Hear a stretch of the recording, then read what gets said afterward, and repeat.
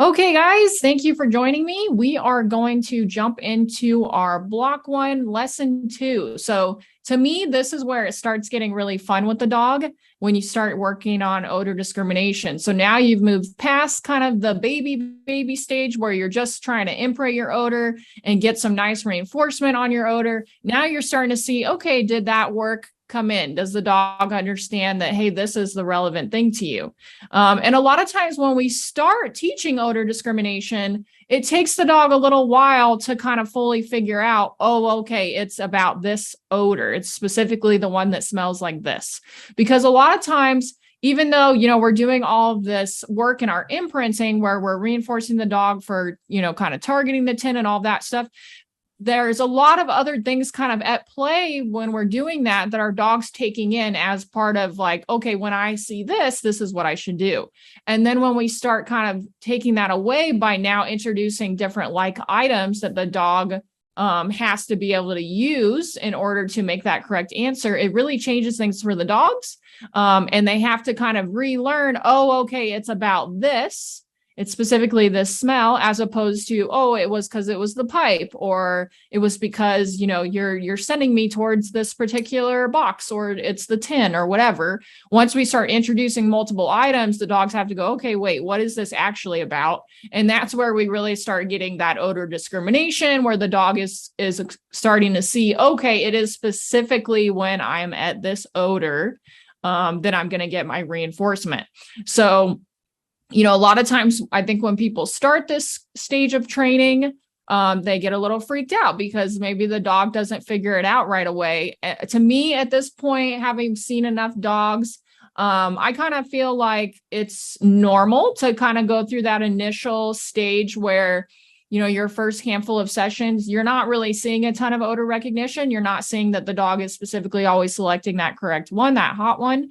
But to me, that's part of the learning process for the dog, is making a selection and then seeing if they're right or wrong, or what gets them reinforcement, and then kind of figuring out from there. And then once we have that, then we're going to start helping our dog make generalizations. So let's jump into our lecture here. Let me share my screen.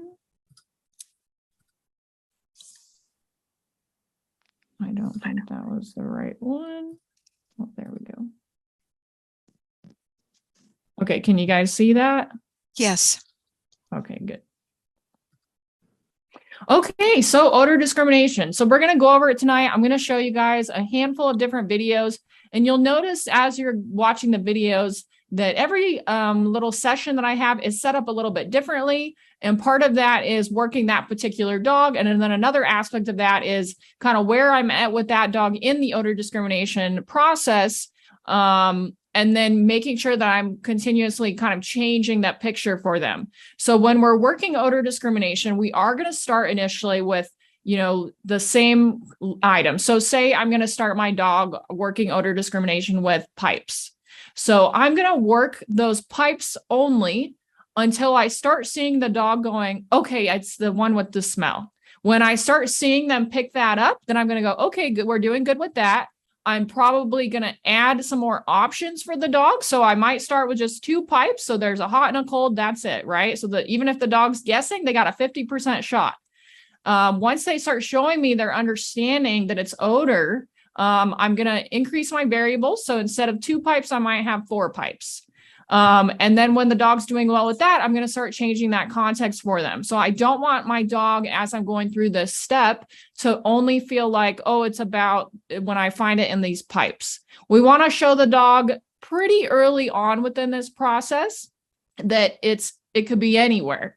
But generally, when we're doing odor discrimination, we're always going to be kind of keeping it to multiple like items. So the dog is not really needing to do a ton of searching for the odor. They're making a selection, right? So they're going through these containers, these similar like items, and they're saying, okay, which one is the one that gets me reinforcement? And we want to show them, hey, it's the one with the smell, right? It's the one that smells specifically like birch.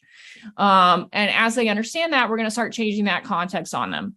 But this initial stage, we're really teaching them to kind of make a generalization that anytime they come across this odor, regardless of the picture, so if it's pipes or boxes or, maybe a pipe wall, whatever you're showing them, that when they get to that odor, it's going to pay them. So we want to do a lot of different contexts, and this is going to help us a lot if we can really help our dogs generalize where to find odor as we get to step 3, which is when we start, looking at doing like area hides. So the more we can work these different contexts in step 2, the easier it's going to be for our dog to make that transition to making a selection, just across several like items, and then actually going and kind of hunting out odor. So let's jump in here. So what do we need to start step 2? So a lot of the things we need are going to be the same as step 1. So we still need our odor kit and saturated odor substrate, like our Q-tips. We need an odor vessel. So again, we'll never be putting out odor where it's just Q-tips. We're always going to use an odor vessel. Remember how sticky that oil is. So we really want to protect our training spaces from getting residual on them. So we'll always use an odor vessel like tins or the heat shrink straws. We'll always have something like that. Multiple like items such as PVC pipes or boxes. So we used to use, and we have videos showing this, we used to use drawers primarily as our initial odor discrimination kind of picture for our dogs. And I'll show you guys what those look like later on. Now we primarily use the PVC pipes. It's very easy with those to start with, get your dog doing really well with just one, right? So make sure they understand how to play the game with just one, and then add 2. And it's just really easy to add multiple with those. And those are also a really easy way to start later on when you're going to work distraction and proofing items. So you're going to put gloves in one, maybe you put some dog treats in one. So those are really nice for working with distraction specifically. So we like to start with those. So the dog's really familiar with that, and we can add those distractions or the proofing items pretty early on into their odor discrimination games. But then we are going to start mixing it up. So whatever you kind of start with, don't switch it around, kind of start with one thing, whatever it's going to be, whether it's tins or pipes, or you have some boxes you're going to use. And then kind of let your dog get proficient with that. Once you start seeing proficiency, then you're going to look at, okay, and how can I introduce a new context? So my dog's understanding, it could be in anything, right? We want a non-distracting environment for the dog to learn in. So you'll see in a lot of the videos I'm going to show you guys tonight, we're using an X pen. So all I have is like my 2 pipes and it's X penned in, and then I invite the dog to come into the X pen to work. So this is really a nice way to control your environment instead of the dog, right? So if we say we used a leash to prevent the dog from going too far away, there's still an element of us kind of preventing the dog, physically kind of manipulating the dog to not be able to leave the space. So that's not ideal. I want my dog to have the freedom to make choices and to kind of investigate what they want. But I really want to limit what those choices are in this early stage, especially if I have a young dog or a dog that I think might kind of lean towards the more distractible side. So you'll see in our videos, we use X pens a lot for this very early stage. And once the dog is really getting the game, then a lot of times you don't need it. But early on, it just kind of keeps your dog in your training area, little Skinner box for the dog, and prevents them from, maybe working the rest of your space. So for us, we're doing a lot of this in a big training area where the dogs, have done other things in that room. So there's other parts of that room that have a draw for the dog. So by X-penning it off, we're also kind of eliminating that. So the dog kind of only has the choice to interact with the items we're putting in the space. And that's going to help us get faster responses to our odor and let the dog kind of easier see what we're asking them to do. So control your environment, not your dog. You can also do things like use your laundry room. I've had dogs where I've done their first 10 sessions of odor discrimination just in the laundry room, right? Because it's just us and, our items, and there's no distraction for the dog. We don't want to introduce distraction at this stage. We want our dog to really kind of have some buy-in to the game and be interested in staying there and working through that with us. And if you have a dog that's very distractible like that, remember, you need to keep your sessions very short, okay? So we need high value treats such as cheese or chicken cut into small pieces.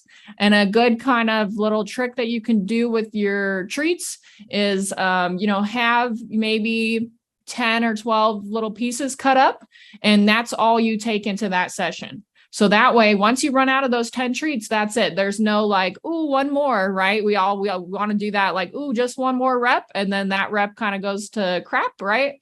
So if we're keeping our sessions really short, we can kind of help ourselves with that by limiting how much reinforcement we bring into the area. And then if I only have 10 treats, I can only do 10 reps, right? Or I might even only be able to do maybe 8 reps because I'm going to also, heavier reinforce like my last rep.